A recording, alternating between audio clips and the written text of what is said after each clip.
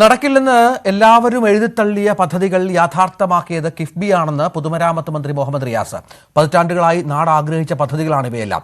പൊതുമരാമത്ത് വകുപ്പിന്റെ 511 പദ്ധതികളാണ് കിഫ്ബി വഴി നടപ്പിലാക്കിയതെന്നും മന്ത്രി പറഞ്ഞു.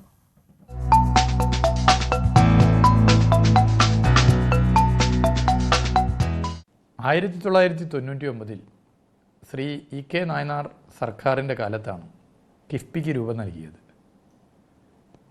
2016 അതായത് കഴിഞ്ഞ സർക്കാർ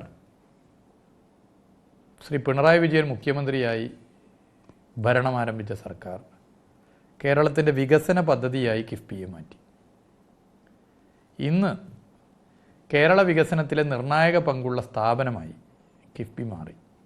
ആകെ 1147 പദ്ധതികൾക്ക് അനുമതി, 87,408 കോടി 62 ലക്ഷം രൂപയുടെ പദ്ധതികൾക്കാണ് അനുമതി.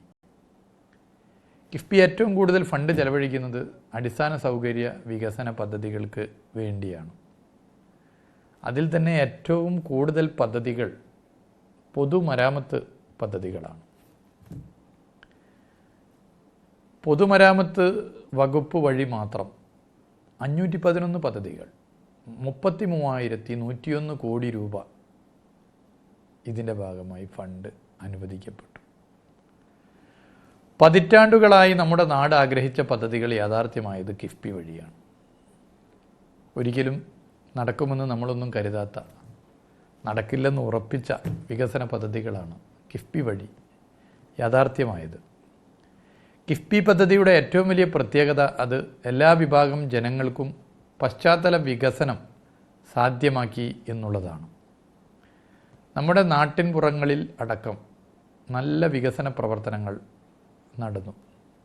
നല്ല റോഡുകളും പാലങ്ങളും യാഥാർത്ഥ്യമായി. ഡിസൈൻഡായ നിലവാരമുള്ള പദ്ധതികളാണ് കിഫ്ബി വഴി നടപ്പാക്കിയത്. 223 റോഡുകൾ, 91 പാലങ്ങൾ, 57 റെയിൽവേ മേൽപ്പാലങ്ങൾ, 15 ഫ്ലൈ ഓവറുകൾ, ഒരു അടിപ്പാത എന്നിവയൊക്കെ നിർമ്മിക്കുന്നത് കിഫ്ബി വഴിയാണ്. മലയോര ഹൈവേ, തീരദേശ ഹൈവേ എന്നിവയും കിഫ്ബി മുതൽ മുടക്കിലാണ്. റെയിൽവേ ഓവർബ്രിഡ്ജുകളിൽ മേൽപ്പാലങ്ങൾ നിർമ്മിക്കുന്ന പദ്ധതിയുടെ പ്രധാന പങ്കാളിത്തം കിഫ്ബിയാണ്. ദേശീയ പാതയുടെ ഭൂമി ഏറ്റെടുക്കലിന് കേന്ദ്ര സർക്കാർ ആവശ്യപ്പെട്ട 5,580 കോടി രൂപയും കിഫ്ബി വഴിയാണ് സംസ്ഥാന സർക്കാർ നൽകിയത്. ഇങ്ങനെ കേന്ദ്ര സർക്കാരിന് നൽകിയ തുക സംസ്ഥാനത്തിൻ്റെ കടമെടുപ്പ് പരിധിയിൽ ഉൾപ്പെടുത്തുകയാണ് പിന്നീട് കേന്ദ്ര സർക്കാർ ചെയ്തത്. ഫലത്തിൽ 11,000 കോടിയിലേറെ രൂപ കിഫ്ബിക്ക് NH-66 വികസനവുമായി ബന്ധപ്പെട്ട് സഹിക്കേണ്ടി വന്നു. സ്ഥലമേറ്റെടുക്കലടക്കം കിഫ്ബി വഴി 15,000 കോടിയോളം രൂപയുടെ 100ഓളം പദ്ധതികൾ പൂർത്തിയാക്കി കഴിഞ്ഞു. 7,200 കോടി രൂപയുടെ 132ഓളം പദ്ധതികൾ നിർമ്മാണത്തിൻ്റെ വിവിധ ഘട്ടങ്ങളിലാണ്. ഇവയും സമയബന്ധിതമായി പൂർത്തിയാക്കുവാനാണ് ശ്രമിക്കുന്നത്.